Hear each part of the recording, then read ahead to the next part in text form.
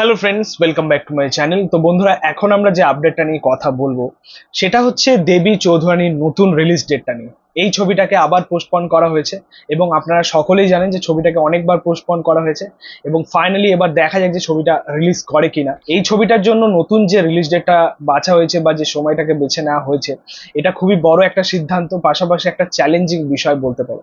কারণ এই ছবিটা মুক্তি পেতে চলেছে, দেবী চৌধুরানী ফাইনালি মুক্তি পেতে চলেছে 2025-এর দুর্গাপুজোতে। এবং আপনারা সকলেই জানেন যে 2025 দুর্গাপুজোতে অনেক কটা ছবি রিলিজ করছে, বেশ কিছু বড় বাজেটের ছবি রিলিজ করছে। রঘু ডাকাত রয়েছে তার মধ্যে, রক্তবীজ টু রয়েছে তার মধ্যে।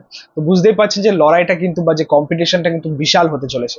এবং সব থেকে যেটা দেখার মতো হতে চলেছে বা সব থেকে বিরাট বড় ক্ল্যাশ যেটা আমরা দেখতে পেতে চলেছি, সেটা হচ্ছে বুম্বাদা ভার্সেস দেবদার মধ্যে, রঘু ডাকাত ভার্সেস দেবী চৌধুরানীর মধ্যে। আপনাদেরকে বলে রাখি, রঘু ডাকাত এবং দেবী চৌধুরানী এই দুটো সিনেমার ক্ষেত্রে কিন্তু একই জিনিস ঘটে চলেছে আমরা দেখতে পাচ্ছি। রঘু ডাকাতের অ্যানাউন্সমেন্ট হয়েছিল 2021-22-এর সময়, তখনই অ্যানাউন্সমেন্ট হয়েছিল দেবী চৌধুরানী। ছবিগুলোর অনেক দিন আগেই আসার কথা ছিল, দুর্গাপুজো করে রিলিজ করার কথা ছিল, বাট ছবিগুলো বলতে পারো ওই পুরোনো ঘড়ির মতো দম দিয়ে দিয়ে এগোচ্ছে আর কি। সো ফাইনালি ছবিগুলো রিলিজ করতে চলেছে এবং ক্ল্যাশে যেতে চলেছে, এবং একটা বিরাট বড় ক্ল্যাশ। দুর্গাপুজোর মার্কেট বুঝতেই পারছেন। দেখো, সত্যি বলতে এখানে আমি যেটা মনে করি যে মেকার্সদের যদি এই ডিসিশনটাই নেওয়ার ছিল বা এই সিদ্ধান্তটাই যদি নেওয়ার ছিল যে বুম্বাদাকে তারা দুর্গাপুজোতে আনবে, তাহলে আগে কেন নিল না? দেখো, এটাই ছিল বেস্ট ডিসিশন আমার যেটা মনে হয়, দুর্গাপুজোতে বুম্বাদাকে আনা। কারণ বুম্বাদা, আমরা জানি যে আমাদের প্রসেনজিৎ চ্যাটার্জি, সে দুর্গাপুজোতে সুপারহিট, তার প্রত্যেকটা সিনেমা কিন্তু ওয়ার্ক করে। আপনার প্রিভিয়াস তার ওয়ার্ক দেখে নিন, প্রত্যেকটা পুজো রিলিজ দেখে নিন, সাকসেসফুল গেছে। আপনারা যদি কাকাবাবুর সিরিজ দেখেন বা অন্যান্য সিরিজ দেখেন, 2023-এ দশম অবতার যদি দেখেন, প্রত্যেকটা সিনেমা কিন্তু ওয়ার্ক করেছে, প্রত্যেকটা ছবি কিন্তু সাকসেসফুল। 2023-এ আমরা লাস্ট ক্ল্যাশ দেখেছিলাম বুম্বাদা ভার্সেস দেবের মধ্যে, যে ক্ল্যাশ হয়েছিল বাঘা যতীন ভার্সেস দশম অবতার, সেখানে দশম অবতার অনেকটাই এগিয়ে গেছিল, সেটা আমরা জানি। 2024-এ আমরা দেখতে পাইনি, 2024-এ শুধুমাত্র দেবদা এসেছিল টেক্কা নিয়ে, বাট আমাদের বুম্বাদা আসেনি। বুম্বাদা এবং আমাদের অনির্বাণ ভট্টাচার্য, তাদের একটা কাজ আসার কথা ছিল, বাট সেটা ফেডারেশন কিছু প্রবলেমের জন্য, সেটা আমরা দেখেছি যে সিনেমার মেকার্সদের কিছু প্রবলেমের জন্য সিনেমাটা আর হলো না আর কি। এবং আগামী দিনে হবে কিনা বা আসবে কিনা সেই ছবিটা, সেটা হচ্ছে দেখা। বাট 2024-এ আসার কথা ছিল, সেটা রিলিজ করেনি। তো এবার আবার কিন্তু আমরা ক্ল্যাশটা দেখতে পেতে চলেছি আর কি। 2025-এ দুর্গাপুজোতে আমরা যে ক্ল্যাশটা লাস্ট ইয়ার দেখতে পাইনি, সেটা আমরা আবার দেখতে পেতে চলেছি। এবং আমার যেটা মনে হয় যে দেবী চৌধুরীর মেকার্সরা এটা খুব ভালো ডিসিশন নিয়েছে। কারণ এই ছবিটার পেছনে তারা প্রচুর টাকা ঢেলেছে, প্রায় 20 কোটি টাকার বাজেট ছিল আর কি দেবী চৌধুরানী।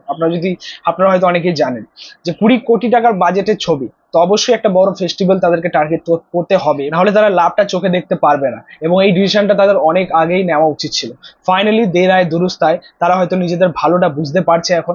তো এই ডিসিশনটা খুব ভালো হয়েছে যে দুর্গাপুজোতে আনা। অবশ্যই একটা ক্ল্যাশ হতে চলেছে, বুম্বাদা ভার্সেস দেবের মধ্যে ক্ল্যাশ তো অবশ্যই হবে, এবং রক্তবীজ 2 রয়েছে।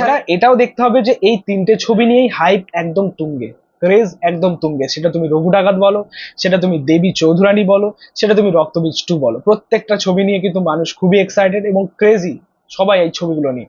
তো ব্যাপারটা হচ্ছে এটাই যে দুর্গাপুজোর মার্কেটে এই ছবিগুলো কেমন রান করে সেটাই হচ্ছে দেখা। বাট এটা বলা যায় এই ছবিগুলোর ফার্স্ট লুক দেখে বা অ্যাটেম্প দেখে এটা বলা যায় যে কেউ কিন্তু সহজে মাত দিতে পারবে না, এটা গ্যারেন্টি আছে। কেউ সহজে মাত দিতে পারবে না, সবাইকে লড়তে হবে। সো আলটিমেটলি দেখা যাক যে কার আউটপুটটা সব থেকে ভালো হয় আর। তো এই ছিল বলার, এই ছিল আপডেট।